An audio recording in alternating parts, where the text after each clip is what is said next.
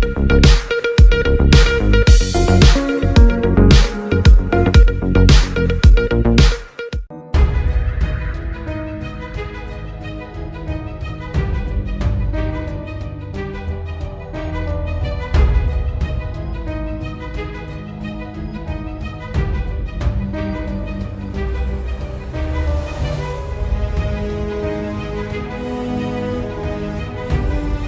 सबका स्वागत करना चाहता हूं। कितना तापमान कितना है यहाँ? 40-45, हाँ 44, गुड। और पॉलिटिकल तापमान 50। चलो नहीं, आप सबका स्वागत करना चाहता हूं। और मेरा तो सौभाग्य है कि आपके बीच में आकर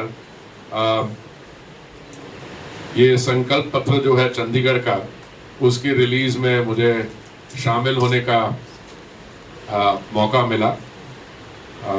मैं आपके सामने कुछ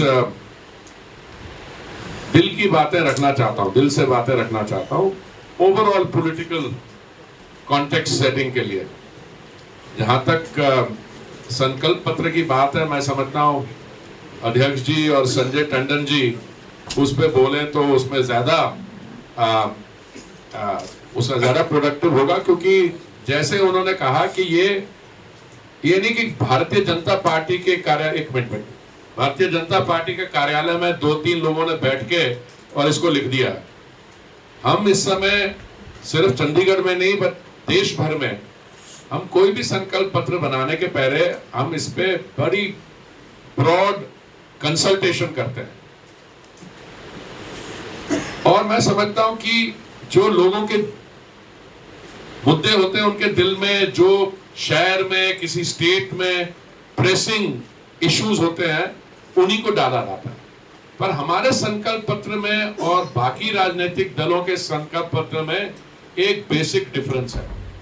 और इसलिए मैं आपको चाहूंगा, आप तो बड़े सीनियर पत्रकार बंधु हैं, कि आप हमारे पत्रकार जो आपके साथ रहे, आप में से मुझे जानता हूं, मैं आपको पर्सनली 2014 में भी आप थे यहाँ पे, पर हमारा 2014 का नेशनल संकल्प पत्र या घोषणा पत्र, कभी कुछ कहते हैं कभी कुछ कहते हैं, मोदी जी की गारंटी है।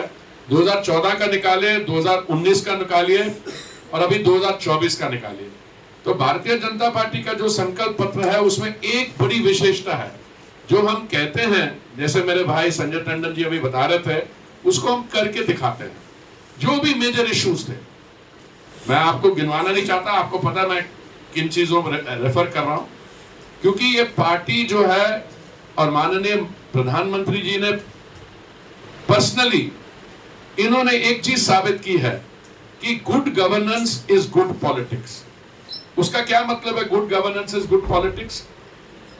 कि एक होती है रेवड़ी बांटने की पॉलिटिक्स, जिसको मैं कहता हूं तोड़ फोड़ की पॉलिटिक्स।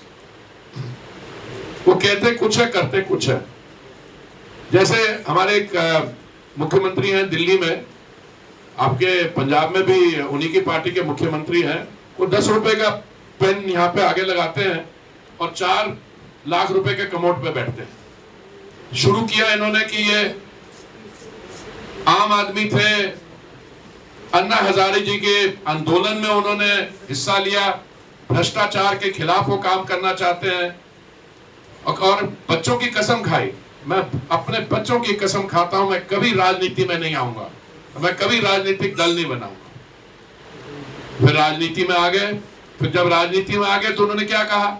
उन्होंने कहा कि मैं वैगन आर की अगली सीट में बैठूंगा ड्राइवर के साथ, मैं मफलर पहनूंगा, मेरी गाड़ी के ऊपर अगर मंत्री बन गया तो लाल बत्ती नहीं होगी। वो करते करते करते शीश महल में पहुंच गए। पता नहीं आप में से कितनों ने शीश महल तो गए नहीं होंगे, किसी को आने नहीं देते हो, कि जो स्वाति मालीवाल जो है उनकी एक राज्यसभा की एमपी, उसको बनाया था उस दिन पिटाई करने के लिए।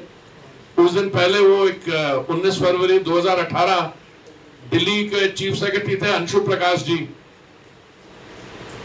उनको बुलाया 9:15 बजे रात को, उनको बुलावा आया और रात को 12 बजे के बाद उनकी पिटाई कर दी।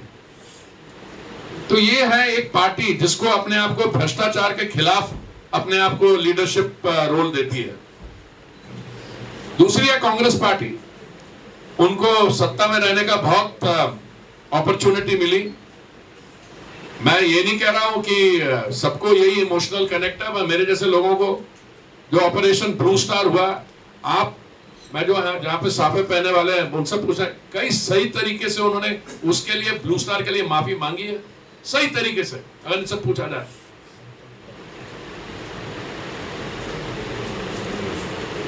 उसके बाद जो 84 में दिल्ली में हुआ, ये शब्द इस्तेमाल किया जाता है दंगे। मनुआ मंजूर नहीं है, दंगे नहीं सीखे। दंगे होंगे ना राइट्स, मतलब टू साइडेड, मतलब one community attacks another one, ये वन साइडेड था। क्या इन्होंने एक्शन लिए?